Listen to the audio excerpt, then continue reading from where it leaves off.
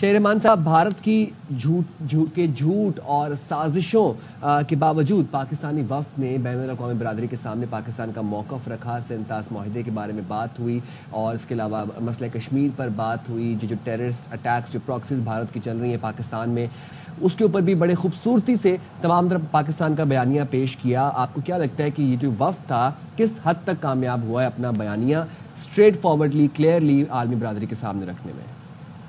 جی بہت شکریہ.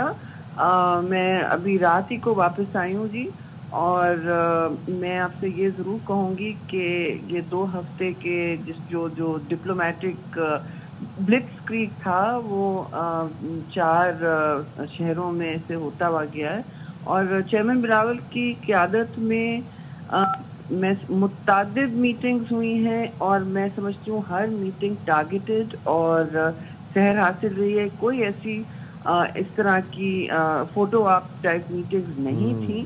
اسی لیے یہ سب پلان کر کے منصوبہ بندی کے ساتھ نکلے تھے. اب آپ کا سوال یہ ہے کہ کیا کامیابیوں سے ہمکنار ہوگا؟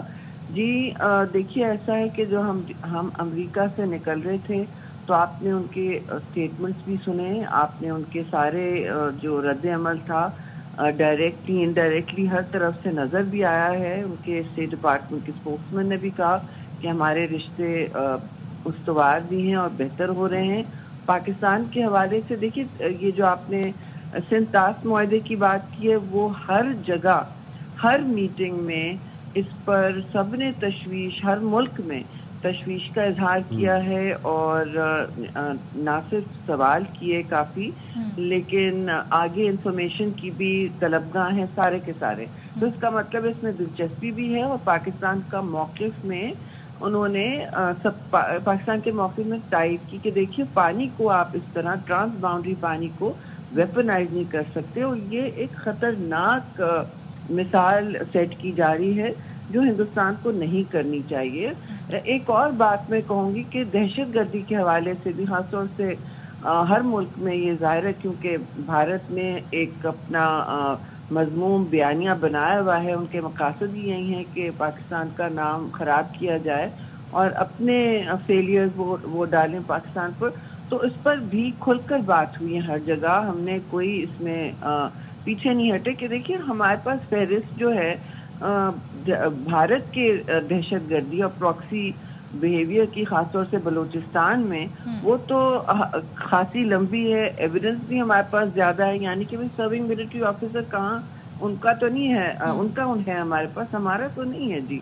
اس طرح کی باتیں. اور یہ بھی کہا گیا کہ دیکھیے ہم مسائل کے حل کی بات کرنا چاہتے ہیں جس کی جڑ کشمیر ہے، اور مسائل کے حل کے حوالے سے سمپل سی بات ہے جی، جب تک دونوں ممالک کسی دیر پا سسٹینڈ ڈائیلاگ کا حصہ نہیں بنیں گے، یہ جو ایک ٹرسٹ ڈیفیسٹ بھی بن گیا ہے، اور جو جنگ آپ نے دیکھ لی، جو جس قسم کی بیہیویئر جنگجو چل رہا ہے اس میں تو کمی نہیں آئے گی. اور بھارت نے سیز فائر کے حوالے سے بار بار یہ کہا ہے کہ یہ ہم اسے آپ ایک پاز سمجھیں، ایک چھوٹی سی رکاوٹ سمجھے. یہ بات بھی چیئرمین بلاول نے بابر کی ہے کہ یہ نہ ہو کہیں کہ کسی کو فالس سینس آف کام ہو جائے.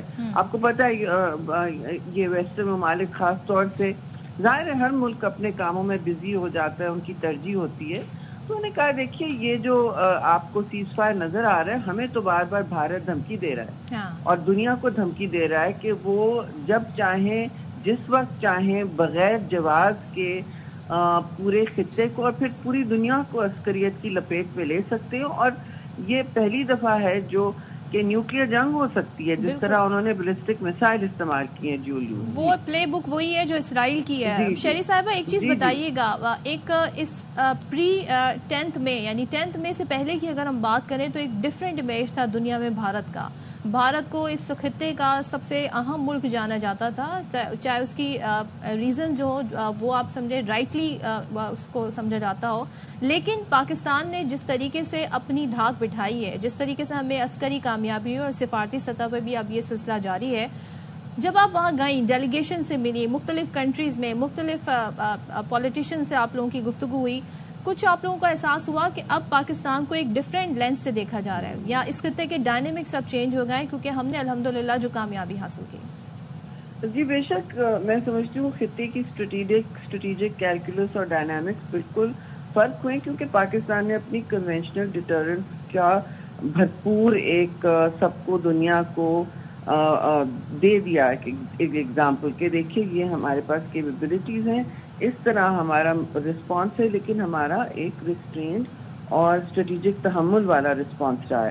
ہر جگہ یہ بات کی گئی کہ ہم میچور رسپانسبل نیوکلیئر ملک ہیں، ہمارا ملٹری رسپانس بھی ریسٹرینڈ رہا ہے، سویلینز پہ نہیں رہا۔ ان کا ہمیں یہ نہیں سمجھ آ رہا کسی کو کہ بھارتی وفد کا مقصد کیا تھا، ان کا پیغام کیا تھا۔ جب پوچھا بھی گیا تو کسی کو نہیں پتا تھا کیا تھا۔ وہ بیسکلی ماضی کی بہت ساری باتیں کرتے رہتے تھے، لیکن ان کا کوئی مثبت یا ٹھوس کنسسٹنٹ میسج نہیں تھا جی۔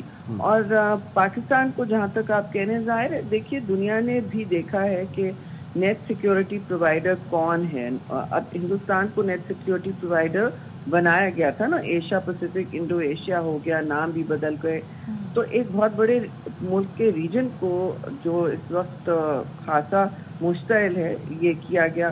تو جو نیٹ سیکیورٹی پرووائڈر خود نہیں کر پا رہا کسی کی اپنی دفاع نہیں کر پا رہا ٹھیک سے، اور حملہ آور ہے اپنے ریجن میں، تو آپ بتائیں وہ کیا نیٹ سیکیورٹی پرووائڈ کرے گا۔ اور یہ بھی کہا گیا دیکھیے کہ ہماری نظر میں سب سے نیٹ سیکیورٹی اس پورے خطے کو، نیوکلیئر خطے کو صرف امن پرووائڈ کر سکتا ہے جی۔ یہ بہت اہم پوائنٹ تھا جس کی ہر جگہ پذیرائی ہو گئی، سب نے نوٹس لیے کہ دیکھیے یہ کتنا میچور میسج ہے۔ چیئرمین بلاول ہر جگہ یہ ریپیٹ کرتے تھے دیکھیے کہ امن ہی ہو سکتا ہے دنیا کا اور اس خاص طور سے اس خطے کا نیٹ سیکیورٹی پرووائڈر۔ تو دو نیوکلیئر ممالک ہیں، 2019 سے کوئی کمیونیکیشن نہیں ہوئی ہے دونوں ممالک میں، سوائے ابھی جو کرائسس میں ڈی جی ایم اوز کی کمیونیکیشن ہوئی۔ رائٹ، اب بتائیں یہ کہاں کا یہ اسٹریٹجک بیلنس ہو سکتا ہے؟ بیلنس تو ہو سکتا ہے لیکن امن کا اس میں کہاں سے راستہ ڈھونڈیں گے؟ تو ہم ڈائلاگ کے لیے ہمارے دروازے کھلیں، لیکن ایک جسٹ ڈائلاگ ہو اور ایک برابری کی بنیاد پر ہو، جس میں کشمیر پانی اور دہشت گردی کے حوالے سے بات ہو۔ شہری صاحبہ، ہم دیکھتے ہیں کہ جب پاکستان کا سفارتی وفد ڈپلومیٹک فرنٹ پر اپنا بیانیہ پیش کر رہا تھا انٹرنیشنلی، تو مین وائل ایران اسرائیل کانفلکٹ بھی جو ہے وہ شروع ہو گیا۔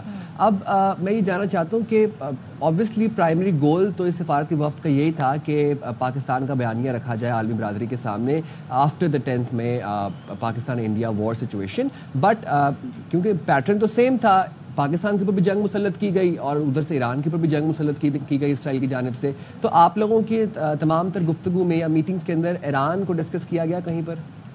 جی ایران آخر میں، کیونکہ ہمارے وقت کے آخر کی باتیں چل رہی تھی، ظاہر ہے اس پہ موسٹلی جی میڈیا نے ہی بات کی۔ آپ نے دیکھا ہوگا کہ چیئرمین نے ہر ملک میں، ہر شہر میں، ہر سطح کے میڈیا سے، ڈیجیٹل، ٹیلی ویژن اور پرنٹ میں الگ الگ انٹرویوز دیے، اور کسی کوئی ایسا ہم نے وہ نہیں چھوڑا کہ کوریج نہ ہو ہر طرف ہر ایشو کی، مانیں کہ پاکستان کا موقف ہر سطح پر پہنچے۔ تھنک ٹینکس پہ بھی ہمارے انگیجمنٹس رہے، ایک دو میٹنگز ہر تھنک ٹینک سے ہوئی ہیں، کبھی اجتماعی کبھی الگ الگ، اور 3 گروپس بن جاتے تھے صبح سے کہ اس نے یہاں جانا ہے، اس نے وہاں جانا ہے، تو بھی ٹائم بہت افیکٹولی یوز کیا گیا جی۔